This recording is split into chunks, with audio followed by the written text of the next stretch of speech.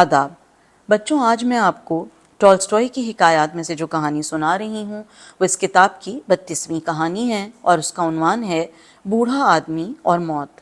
ایک بوڑھے آدمی نے لکڑیاں کاٹیں اور انہیں اٹھا کر چلنے لگا۔ اسے لکڑیاں دور تک اٹھا کر لے جانی تھیں۔ وہ تھک گیا۔ اس نے لکڑیوں کا گٹھا نیچے رکھا اور بڑبڑانے لگا، اگر مجھے موت آ جاتی۔ موت آئی اور بولی، میں آ گئی ہوں، تم کیا چاہتے ہو؟ بوڑھا ڈر گیا اور بولا، میرا بوجھ اٹھا لو۔